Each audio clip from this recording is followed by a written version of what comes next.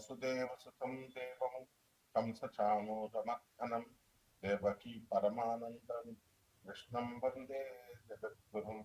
ఓం శ్రీ రాధాకృష్ణాభ్యాం నమః. వందే కృష్ణం వందే జగద్గురుం అర్జునం వందే జగదే.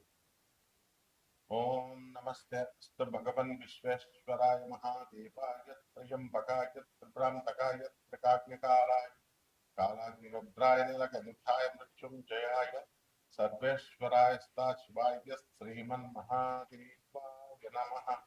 ఓం శ్రీ దుర్గామణీశ్వరాభ్యాం నమః. మనకి మహాభారత యుద్ధంలో మనకు వచ్చినటువంటి పాత్రలను తీసుకుంటే వీళ్ళంతా కూడా 12 రాసులకి చెందినటువంటి వాడు. అలాగే ఈ 27 నక్షత్రాల్లో వీళ్ళందరూ కూడా పుట్టడం, అలాగే మనం కూడా ఆ 27 నక్షత్రాలనే పుడతాం అనుకునేదా సరే సరే. సో ఆ బైఫర్కేషన్ అనేటటువంటి దశ అగ్రిగేట్ చేసి పెట్టారు. వీళ్ళు ఈ నక్షత్రాల్లో పుట్టినటువంటి వాడు, ఈ పాదాల్లో పుట్టినటువంటి వాడు, అలాగే ఈ రాసుల్లో పుట్టినటువంటి వాడు. దాన్ని బట్టి మీకే అర్థమైపోతుంది మీరు ఏ రాశి వాళ్ళు ఏ నక్షత్రంలో పుట్టారో ఆ లక్షణాలను బట్టి. అందువల్లనే ఈ మైథాలజీలో, హిందూ మైథాలజీలో మన మహాభారత ఎపిక్లో మనకి ఉన్నటువంటి పాత్రలను కనుక వాళ్ళు ఏర్కొనేటటువంటి విధానాన్ని బట్టి కౌరవ పార్టీలో ఉండాలా, పాండవుల పార్టీలో ఉండాలా, అట్లా దాన్ని బట్టి మీకు మీరు ఏ రాశిలో పుట్టారో ఆ రాశిని మీరు చక్కగా అంచనా వేసుకొని ముందుకెళ్ళచ్చు. ముందుగా మనకి మహాభారత యుద్ధం మనం చూసాం, కురుక్షేత్ర మహాయుద్ధం. దీంట్లో దుర్యోధనుడు మనం తీసుకున్నాం. అతని యొక్క ఆర్మీ ఎంత ఉందంటే అతని సైన్యం 11 అక్షౌహిణుల సైన్యం అన్నమాట. సో ఇది చాలా మ్యాసివ్ అన్నమాట. ఇది మామూలుగా ఉండదు. అండ్ ఈ యొక్క బ్యాటిల్ డివిజన్ లో పాండవులకి 7 అక్షౌహిణుల సైన్యం. మరి మన కౌరవులకి మనం దుర్యోధనుడి దగ్గరికి వచ్చేసరికి ఇతనికి ఎంతమంది అంటే 100 మంది సోదరులు. మొత్తం కౌరవులు 101 మంది. ఆ 101 మందిలో ఒకడు యుయుత్సవ అనేటటువంటి ఆయన పాండవుల పక్షానికి వెళ్ళిపోతాడు. ఇక మిగతా 100 దుస్సాహసులు, మిగతా తమ్ముళ్ళంతా కూడా దుర్యోధనుడితోనే ఉంటారు. సో ఈ విధంగా ఆయన భీష్మ పితామహుడు ముఖ్యంగా మనం తీసుకున్నప్పుడు ఈయన గ్రాండ్ ఫాదర్ వాళ్ళకి మరి ఆయన ఏం చేశాడంటే లాయల్టీ అవనండి, ప్రేమ అవనండి, ఆ యొక్క హస్తినాపురం మీద ఉన్నటువంటి ఈ యొక్క ప్రేమతో ఆయన ఏం చేశాడంటే ఈ యొక్క కౌరవుల మీదే వీళ్ళు కౌరవ పార్టీ మీద ఉండడం చేశారు. కాబట్టి భీష్ముడు, ద్రోణాచార్యుడు, కర్ణుడు, అశ్వత్థామ, కృపాచార్యుడు, ఆ తర్వాత శల్యుడు, అలాగే వీళ్ళందరూ కూడా మనకి కౌరవ పక్షాన యుద్ధం చేశారు.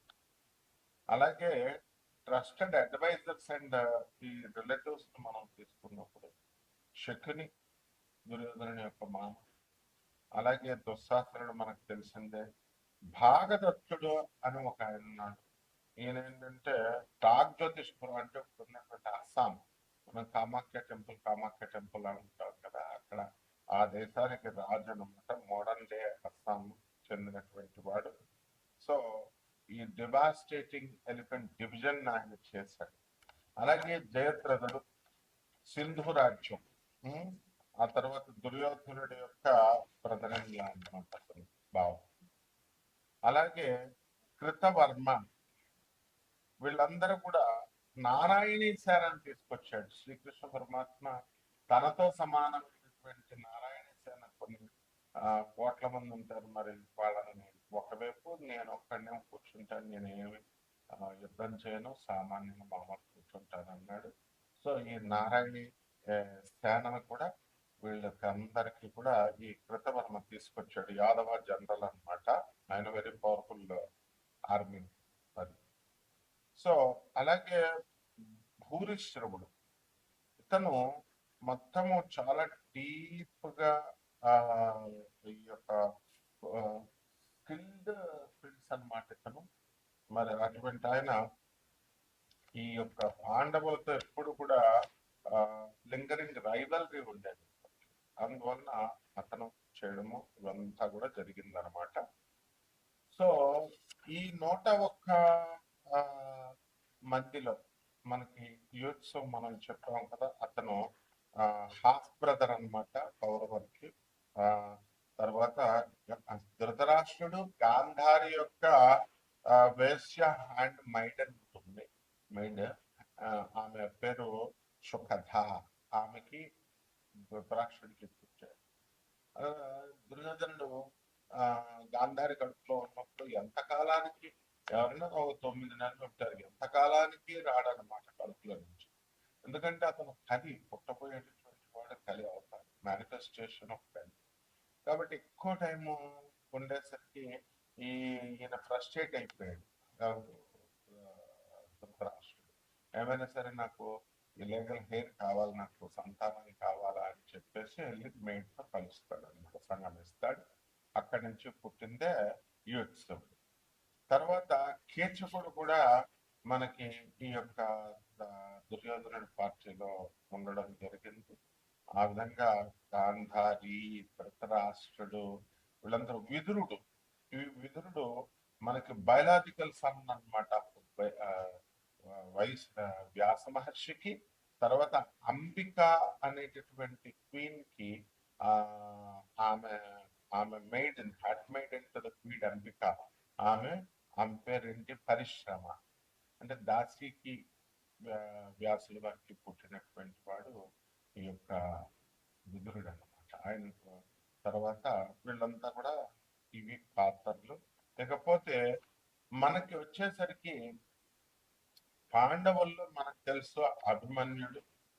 కాబట్టి ఉప పాండవులు ఉన్నారు మనకి, ద్రౌపదికి పుట్టినటువంటి వాళ్ళు. అండ్ ఈ అత్యంత దురదృష్టవంతురాలైనటువంటి గాంధారి ఏంటంటే కెటాస్ట్రాఫిక్ లాస్ జరిగింది ఆమెకి. 100 మంది కుమారులు మరణించడం అన్నమాట. అలాగే అర్జునుడు, అభిమన్యుడు, పాండవులు, యుధిష్ఠరుడు, తర్వాత ధర్మరాజు మనకు తెలిసిందే, యుధిష్ఠుడు అంటారు, భీముడు, నకులుడు, తర్వాత సహదేవుడు, అర్జునుడు, వీళ్ళంతా కూడా పాండవులు. మరి వీళ్ళకి సహాయం చేస్తూ మనకి చాలా మంది మరి ఈ యొక్క దుష్టద్యుమ్నుడు, ద్రుపద మహారాజు యొక్క కుమారుడు దుష్టద్యుమ్నుడు కమాండర్ ఇన్ చీఫ్ ఆఫ్ అన్నమాట. ఆయన మొత్తం పాండవ ఆర్మీ కూడా. అలాగే భీముల కుమారుడైనటువంటి ఘటోత్కచుడు, సాత్యకి, ద్రుపద మహారాజు, విరాట్ మహారాజు, యుత్సుడు, వీళ్ళంతా కూడా పాండవుల వైపు పోరాడారు అనమాట. సో ఈ యొక్క పోరాటంలో ధర్మము అనేటటువంటిది గెలవాలి. ఇది శ్రీకృష్ణ పరమాత్మ యొక్క నిశ్చయం. అసలు దుర్యోధనుడి యొక్క జననం ఎందుకు జరిగిందని అంటే, దుర్యోధనుడు సెంట్రల్ యాంటాగనిస్ట్ అనమాట ఆయన. అలాగే ఆ ఫేస్ ఆఫ్ అధర్మాకి, అన్రైటియస్నెస్ కి అతను మారుతి. ఈయన దగ్గర ఉన్నటువంటి లక్షణం ఏంటంటే జలస్నెస్ బాగా ఎక్కువ, ఫ్యూయల్డ్ బై అన్చెక్డ్ జలస్నెస్. చాలా జలస్నెస్, గ్రీడ్, దురాశ అనమాట. అండ్ ఈగో ఎక్కువ. అండ్ కాన్స్టెంట్ గా ఈ యొక్క పాండవుల్ని చంపాలి అనేటటువంటి అసాసినేషన్ అటెంప్ట్స్ చేస్తూనే ఉన్నాడు కంటిన్యూస్ గా. సో అలాగే ఈ యొక్క కాంప్రమైజ్ అవ్వాలని ఆయన సంధి అని అంటే ఈ రిఫ్యూజ్ కాంప్రమైజ్ అనమాట. ఆ విధంగా అల్టిమేట్ గా ఏమైంది, డివాస్టింగ్ కురుక్షేత్ర వారిని తీసుకురావడము ఇతని యొక్క ఉద్దేశం అల్టిమేట్ గా. సో ఇతను ఎందువలన అలా చేస్తాడు అని అంటే, ఈ యొక్క శ్రీకృష్ణ పరమాత్మ మరి ఈ యొక్క ఆయన మీదకి జరాసంధుడు మరి కంసుడిని చంపాడు కదా. కంసుడు ఆయన అల్లుడు అనమాట, జరాసంధుడి అల్లుడు. అందువల్ల శ్రీకృష్ణ పరమాత్మ మీద 17 సార్లు బలరాముడి మీదకి వచ్చినప్పుడు కృష్ణుడు కావాలనే మొత్తం ఆ సైన్యాన్ని అంతటిని చంపేసి జరాసంధుని మాత్రం కావాలని వదిలేశాడు. ఆయన ప్లాన్ ఏంటంటే మొత్తము ఎవరెవరైతే రాక్షసులు ఇంకా ఉన్నారో ఈ ఈవిల్ మైండెడ్ వాళ్ళందరినీ తీసుకొస్తాడు వీడి సైన్యం కింద. అప్పుడు మళ్ళీ వాళ్ళందరినీ తుదముట్టిద్దాం. ఇది శ్రీకృష్ణ పరమాత్మ యొక్క ప్లాన్. అందువల్ల మా మధుర మీదకి 17 సార్లు వచ్చినప్పటికీ కూడా జరాసంధుడిని 5 నిమిషాల్లో చంపవచ్చు ఆయన, కానీ చంపకుండా వదిలేసేటంలో శ్రీకృష్ణ పరమాత్మ యొక్క లక్షణం, ఆ ఉద్దేశం. ఆ తర్వాత అతనికి తెలుసు కృష్ణుడికి ఈ యొక్క భీముడి చేతులనే జరాసంధుడి యొక్క మరణం ఉంది.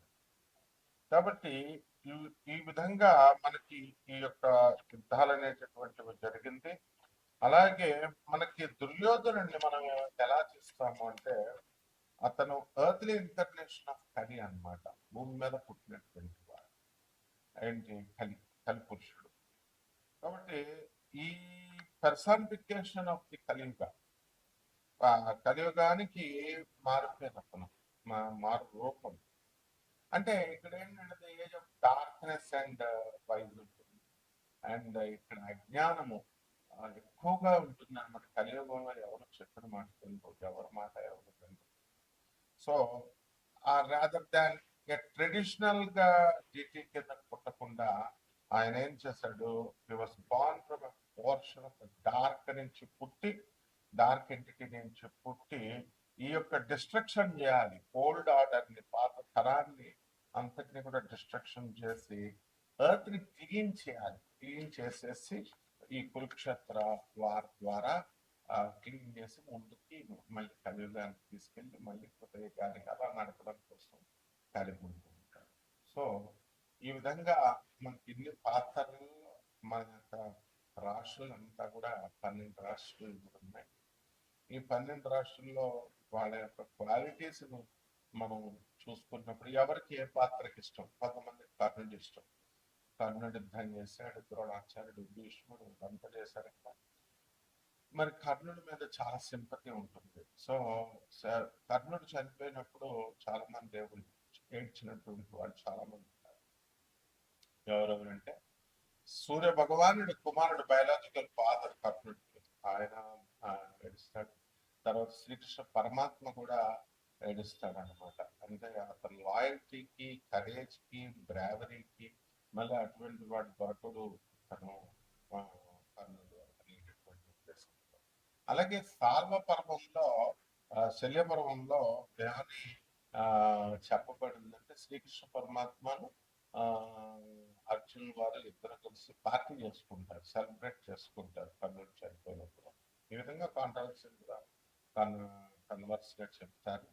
అయితే ఈ రకంగా మనకి ఈ పాత్రలను బట్టి ద్వాదశ రాశి వారికి అందరికీ కూడా మనకి ఇప్పుడు మనం ఈ పాత్రలు దేనికి కోరిలేట్ అయినా రిలేట్ అయినా చూసుకొని మనం ఈ ద్వాదశ రాశుల వారికి కూడా ఇప్పుడు రాశి ఫలాలు ఏ విధంగా ఉన్నాయో చూద్దాం.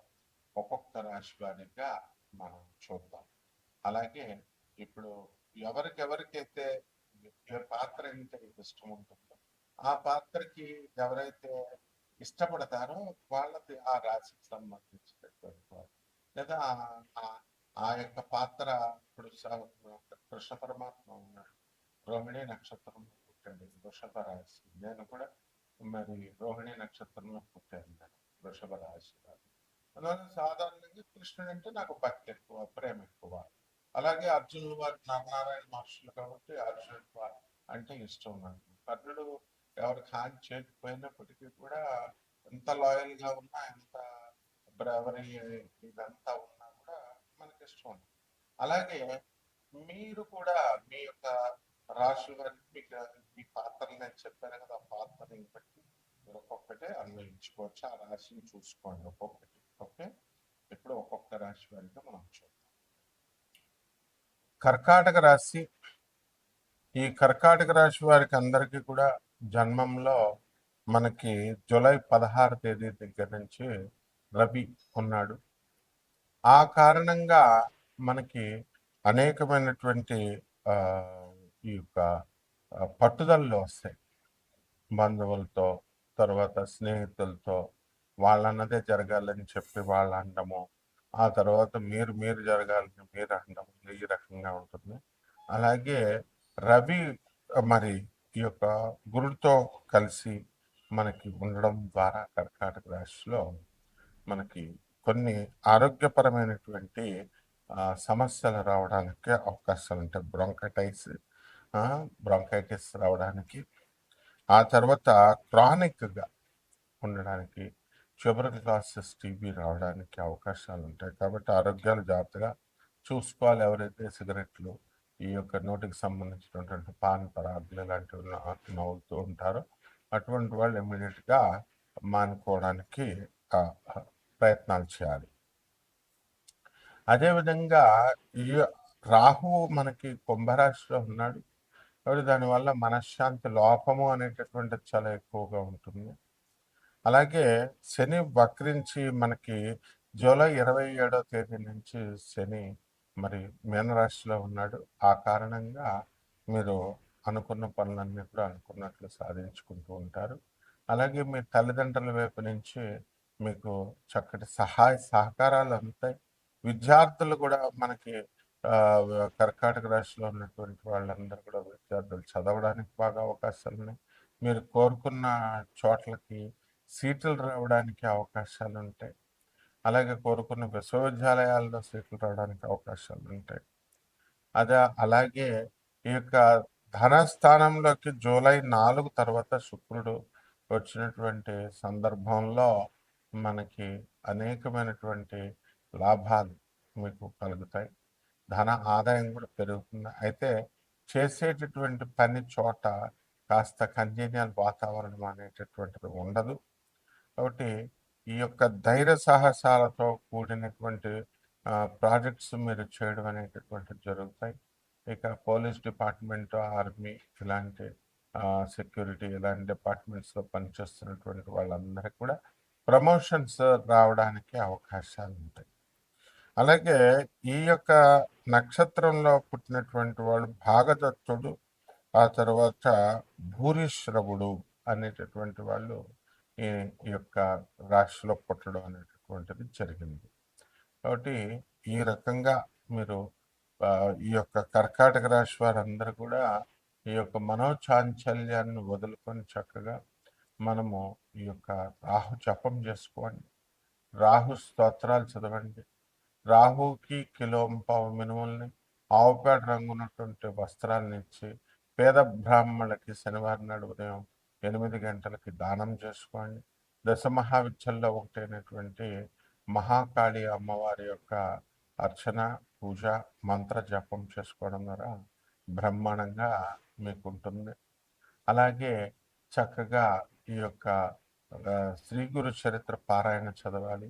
అలాగే మేడి చెట్టుకి చక్కగా నీళ్లు పోసుకుంటూ మీ ఇంట్లో పెంచుకోవాలి.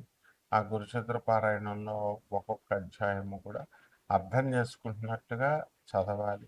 ఆ తర్వాత 11 మందికి మీరు భోజనాలు పెట్టాలి. ఈ యొక్క పారాయణ అయిపోయిన తర్వాత ఈ రకంగా మీరు చేసుకోండి. బ్రహ్మాండంగా ఉన్నది. శుభమస్తు.